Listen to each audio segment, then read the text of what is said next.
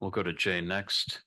No disrespect to Dr. Blair, but we had conveyed that we wanted to hear from new speakers first. Jay, if you can hear us, good evening. Yeah, can you hear me? I sure can. All right. Well, my name is Jay, and hello, everybody. I am a survivor who was shot several times, and I lost several friends. I've had many surgeries over the years, and I actually had one of the deceased, unfortunately, pass away in my lap in one of the bathrooms. Um, I just hope that we're not going to be interrupted. I know we're running out of time, but I just it's sometimes I notice when anyone disagrees or shows some sort of dissent, they're immediately cut off or muted, and a lot of times they ask for our input but never listen to what we have to say. I do agree with what others have said today. You know, Tiara, Darelis, Keenan, several others I can't even think right now, but you know, they were all Robert. You know, we were all thinking the same thing, I guess you could say. Um, I do believe that those who were not directly involved shouldn't have a final say or a say, and anything to do with our memorial.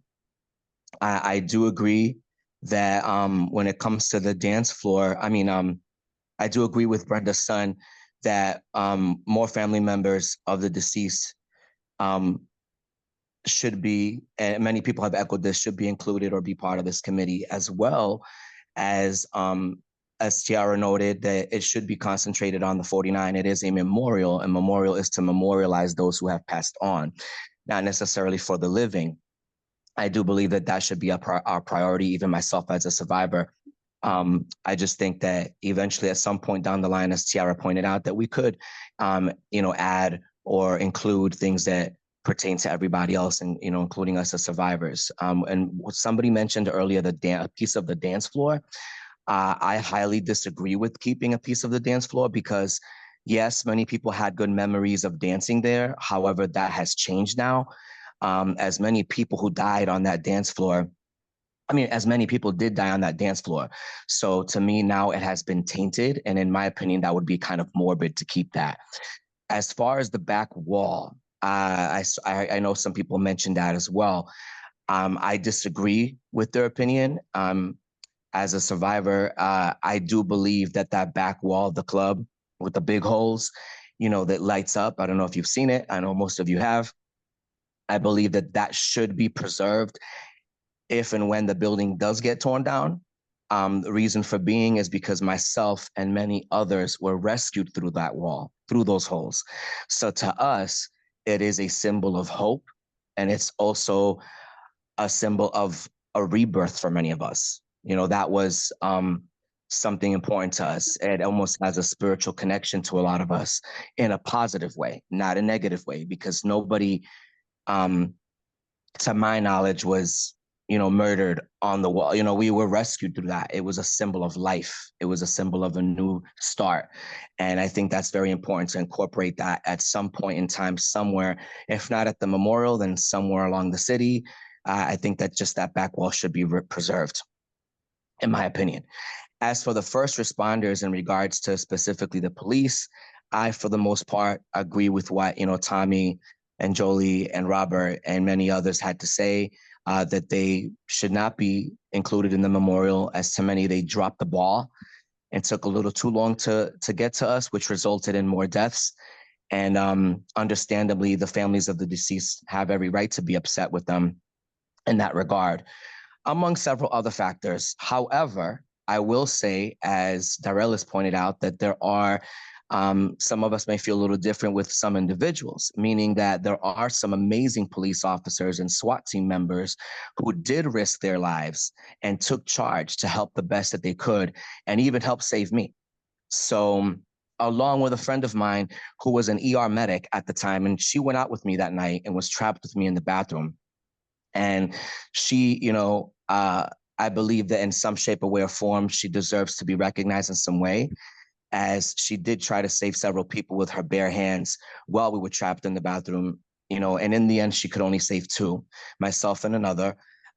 She tried to save others, but, they just took too long. And I believe that she should be, recognized in some way because, in my opinion, she's probably the first responder.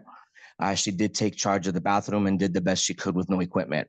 And I know she was in talks with the officers outside or the negotiators or whatnot. And I know that, she was like, why are you guys taking so long? Like, I need help. Like, I'm trying to do my best here. Like, so I think that something should be done in honor for her and speaking out for her. I do have to say that I hope that you guys prove us wrong. I'm hoping that yourself, Mr. Larry, and the city and everybody else and part of this committee, that you guys prove us wrong, because right now many of us don't have many expectations, and especially when some of the predicted committee members were revealed. But I would like to know as well the budget. We would like to know the budget. I know some have mentioned that, and we'd like to know where the money and the funds are going to come from. It would be nice if it was possible to allocate some of the missing funds that the One Pulse had used, as they raised millions in our name with nothing to show for it.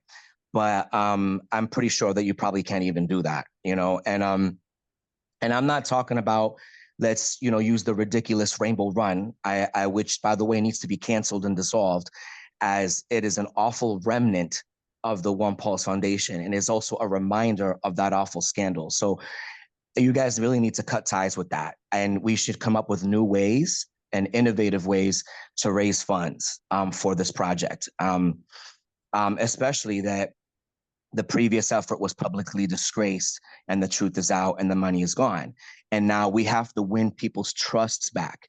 The general public, as well as survivors and families, don't trust a lot of you guys. So how can we work together to gain everyone's trust? Because right now it's hard to do that, especially that some of the previous One Pulse biggest supporters are on your committee right now.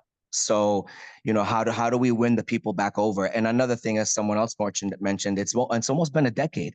So, many other tragic shootings have happened and keep happening and probably will keep happening. And it's becoming almost like nobody really cares anymore. Like they've become numb. Sadly, our tragedy is quickly becoming just another memory of the past as the years keep going by and nothing being done. So time and time again, who will donate to us now? We need to find out ways to get that done.